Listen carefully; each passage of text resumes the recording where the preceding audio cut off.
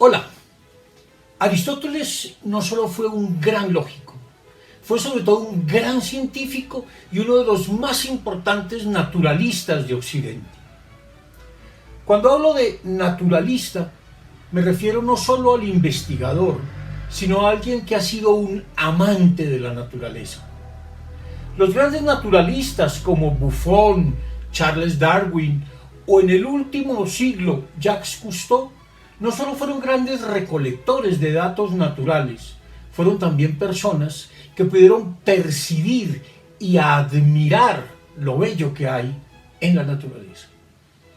Aristóteles, además de esto, fue el primero que se dedicó a indagar de modo sistemático la physis y se propuso elaborar una ciencia natural con base en la observación, la experiencia y la construcción de principios.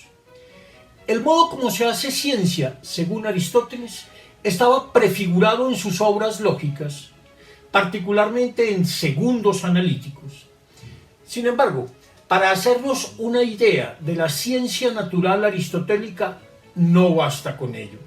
Tenemos que ir a sus obras de filosofía natural o de ciencia natural, que para el caso son lo mismo, e indagar allí, tanto por su noción de naturaleza como por su concepción de ciencia de la naturaleza y del método que le es propio.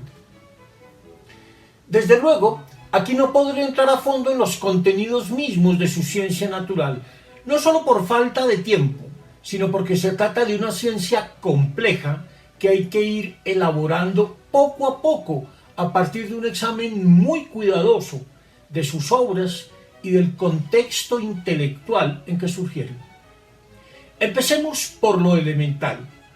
¿Qué significa naturaleza para Aristóteles? La idea de naturaleza, physis, es la idea predominante de toda la filosofía anterior a Sócrates.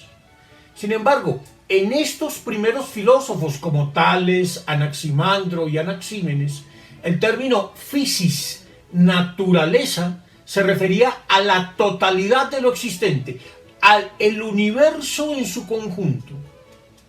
Todo era physis. A diferencia de este sentido tan amplio, Aristóteles le da uno más específico, el de naturaleza sensible.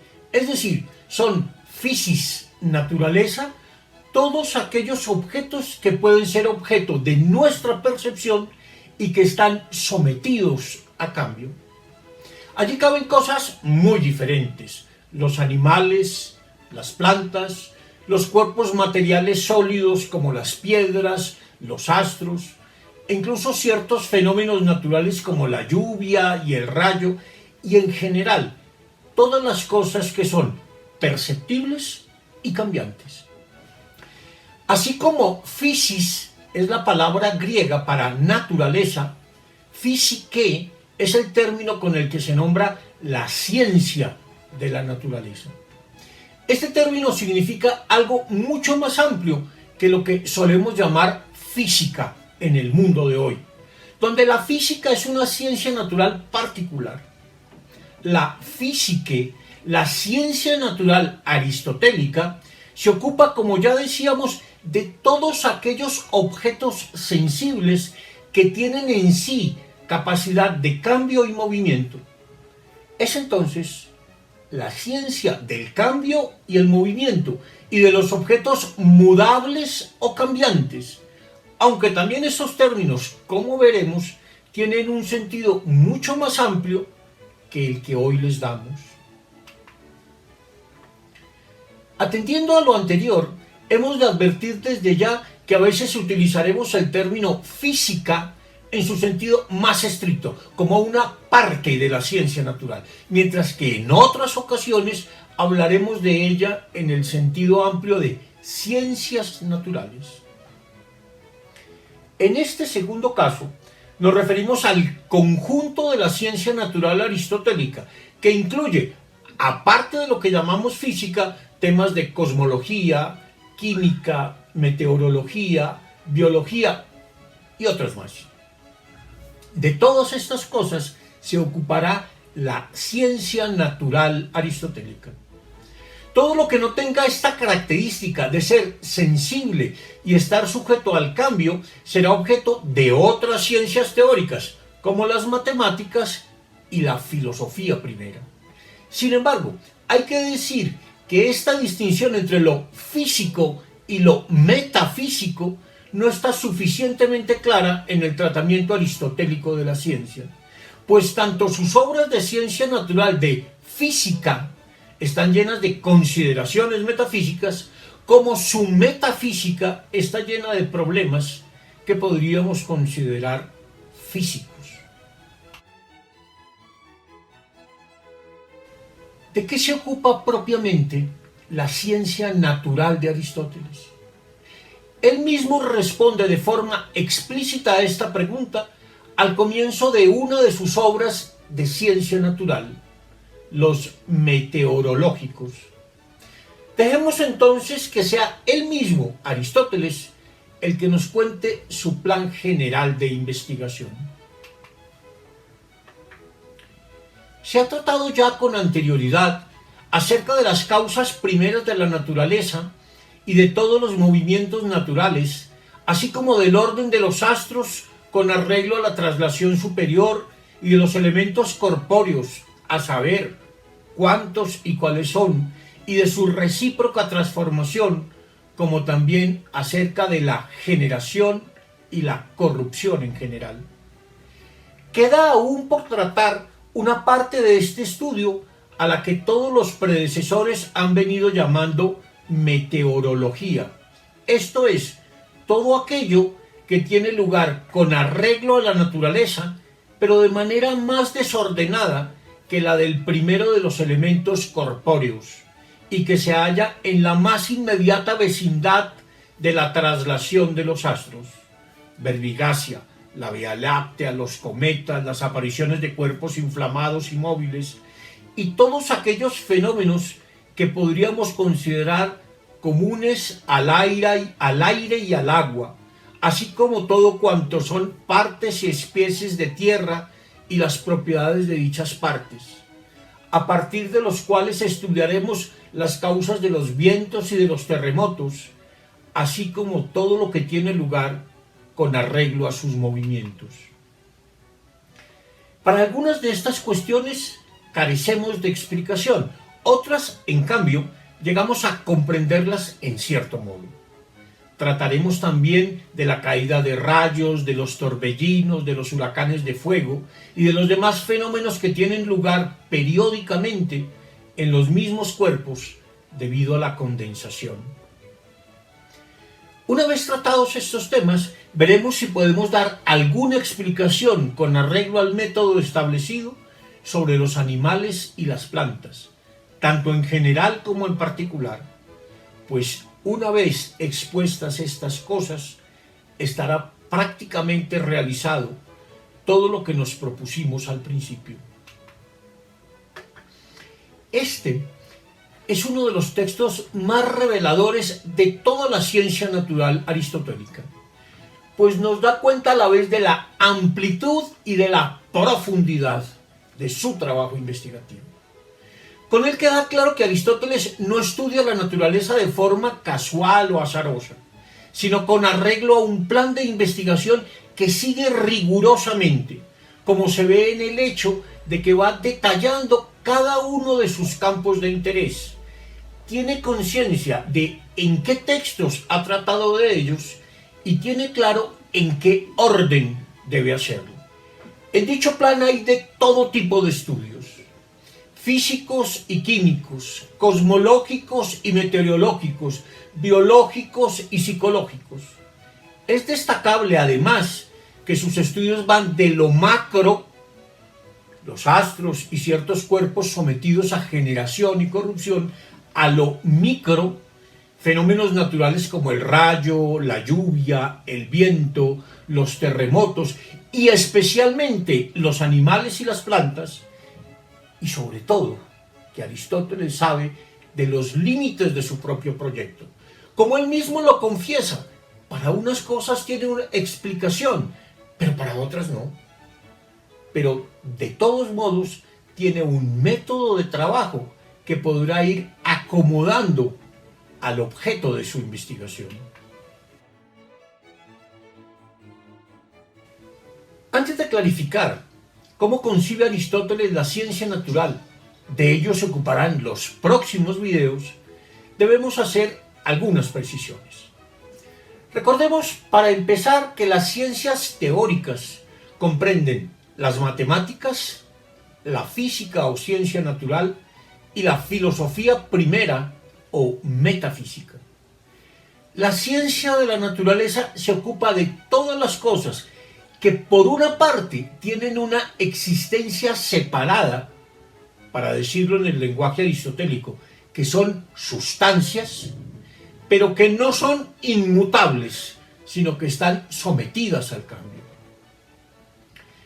Sin embargo, el modo como estudia sus objetos difiere claramente del modo como lo hace la ciencia natural moderna, inaugurada por Galileo. La ciencia natural aristotélica no es ni matemática ni experimental. No es tampoco una ciencia cuantitativa de la naturaleza, es decir, una ciencia que pretenda someter sus objetos a cálculo o que busque reducir sus conclusiones a fórmulas cuantitativas. Es, muy al contrario de nuestra ciencia, una ciencia cualitativa que apunta a conocer la esencia de las cosas naturales. Podríamos decir que es propiamente una ontología del ser sensible o una filosofía de la naturaleza. La ciencia natural aristotélica pretende decir qué son las cosas en sí mismas, cuál es su naturaleza y definirlas con precisión. Así, por ejemplo, no pretende medir el tiempo o utilizarlo como una variable que combinada con otros términos en fórmulas matemáticas sirva para hacer cálculos. Busca algo más fundamental, decir qué es el tiempo, mostrar su esencia a través de la definición. Algo semejante ocurre en muchos otros campos. Él quiere determinar la esencia del alma, del movimiento, de la percepción, del pensamiento y de todas aquellas nociones fundamentales en términos de las cuales comprendemos la naturaleza y la vida.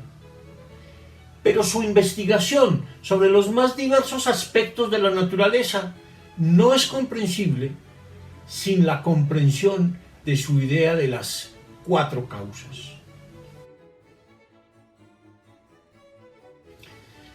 Puesto que la ciencia es, para Aristóteles, un conocimiento que aspira a comprender las causas, resultaba inevitable que la noción de causa se convirtiese para él en objeto de reflexión.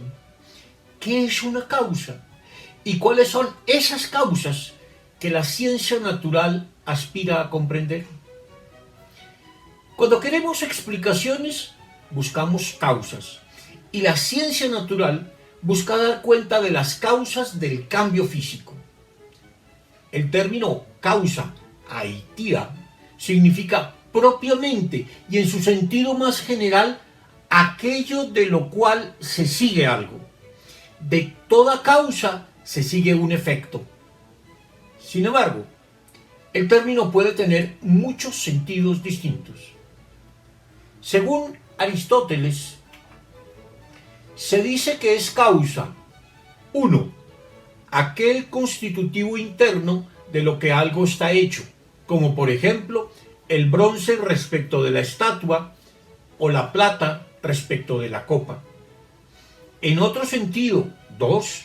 Es la forma o el modelo, esto es, la definición de la esencia y sus géneros, como la causa de una octava es la relación del 2 al 1 y en general el número y las partes de la definición.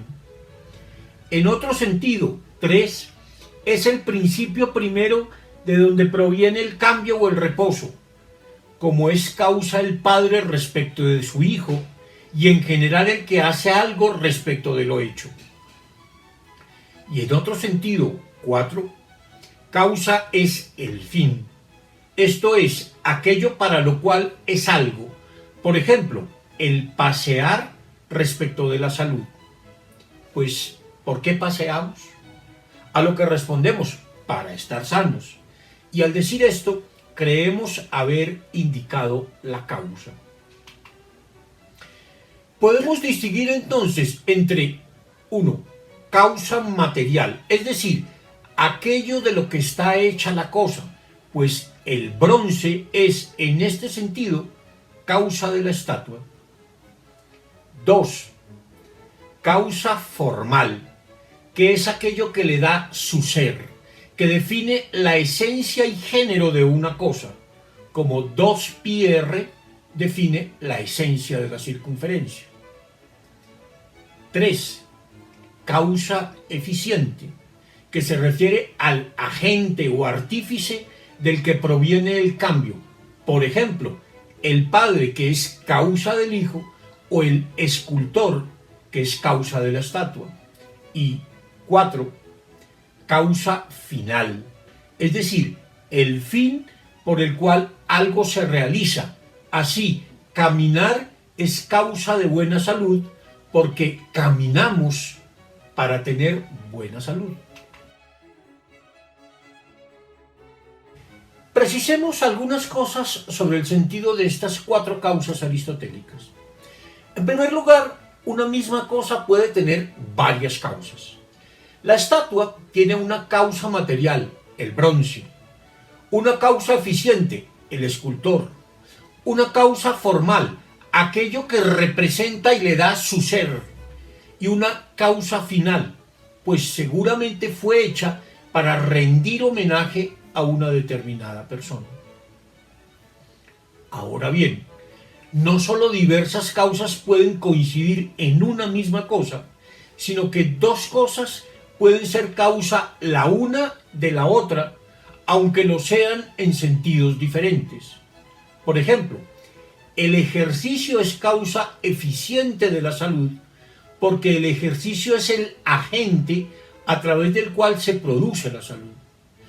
Pero la salud es causa final del ejercicio, porque el ejercicio se hace para buscar la salud. También algo puede ser causa de contrarios por su ausencia o su presencia. El piloto es causa del naufragio de la nave por su ausencia, pero puede ser causa de la salvación de la nave por su presencia. Lo importante en todo caso, cree Aristóteles, es que el estudioso de la naturaleza establezca en cada caso cuál es la causa precisa y preponderante del fenómeno que investiga. Por ello, tal vez el mejor ejemplo que podamos encontrar de cómo se aplican estas 4 causas al estudio de los fenómenos naturales sean las propias investigaciones de Aristóteles sobre los animales. Él se ocupa de la causa material de estos seres, haciendo en primer lugar una descripción pormenorizada de cada una de sus partes, sus órganos, sus tejidos, sus miembros, etc., para con base en ello intentar definir su esencia y definición, es decir, su causa formal. Pero se ocupa también de su génesis y reproducción, es decir, de su causa eficiente, del agente que produce su vida. Y sobre todo, se ocupa de la finalidad, que dentro del orden de la naturaleza tienen muchos de sus miembros. ¿Para qué? Las patas, las manos, el hígado o el corazón. Solo el conocimiento de las 4 causas de los diversos fenómenos nos da una comprensión de conjunto de los diversos seres naturales. Evidentemente, no utilizamos hoy el término causa en el amplio sentido en que lo usaba Aristóteles, pues ya no solemos considerar ni la materia ni la forma como causas de las cosas. De otra parte, la ciencia moderna tiene como una de sus características la renuncia a la posibilidad de buscar causas finales, pues no tiene una concepción de la naturaleza como algo dotado de un fin, como veremos que es propio de Aristóteles. No llamamos causa a lo que determina la esencia de una casa, ni a la materia de que está hecha, ni mucho menos al fin que llevó a su construcción, sino sólo a aquello que explica su génesis, es decir, a la gente que la produjo. Así pues, el único sentido de causa que conservamos actualmente es el de causa eficiente. Aristóteles, desde luego, nunca habría renunciado a ninguno de estos 4 sentidos del término causa, pues tiene una concepción teleológica de la naturaleza, es decir, entiende que la naturaleza misma tiene un fin y que por tanto en ella nada es vano o superfluo. Por ello mismo, además, siempre dará primacía a la causa final sobre todas las demás. Lo dice de forma directa y explícita en varias de sus obras. La naturaleza, como un buen dueño de casa, no rechaza nada que pueda servir para algo útil. La naturaleza no hace nada en vano, nada superfluo. La naturaleza se comporta como si previese el futuro. Parecería lógico suponer que alguien que pone tanto énfasis en la idea de causa sea un determinista, es decir, alguien que cree que todo lo que ocurre en la naturaleza y la vida humana está previamente determinado por algún tipo de causa. Pero no es así. Si bien en todo se pueden identificar causas, pues todo efecto obedece a alguna causa, Aristóteles tiene muy claro que esto no implica que todo ocurra siempre de forma uniforme o de acuerdo con causas prefijadas. Hay en la naturaleza y en la vida humana acontecimientos accidentales y excepcionales, aunque no ocurran siempre ni en la mayoría de los casos. Estos no constituyen excepciones a las reglas habituales de la naturaleza, ni son algo simplemente fortuito, pues incluso tales cosas ocurren por un fin. Aristóteles reconoce entonces que existe el azar y que ésta sería como una cierta quinta causa.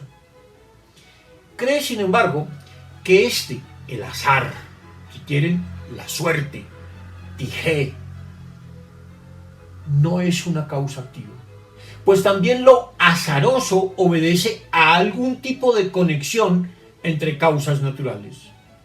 Que nos caiga una pared encima es algo azaroso, que no podíamos predecir, que no estaba previsto, pero que de todos modos es explicable o porque obedece a causas naturales que pueden ser establecidas, como por ejemplo un terremoto o el desgaste de los materiales, etc. El azar, por otra parte, tiene una manifestación peculiar en la vida humana, la fortuna, que si bien no cae bajo el dominio de los hombres, es un componente esencial de la felicidad humana. Aristóteles es un hombre cuya vida estuvo marcada por su gran familiaridad con la naturaleza y por su deseo de encontrar la causa de todo. Entraremos en los próximos videos en algunos aspectos de su filosofía de la naturaleza, de su física, su cosmología, su biología y su psicología. Hasta pronto.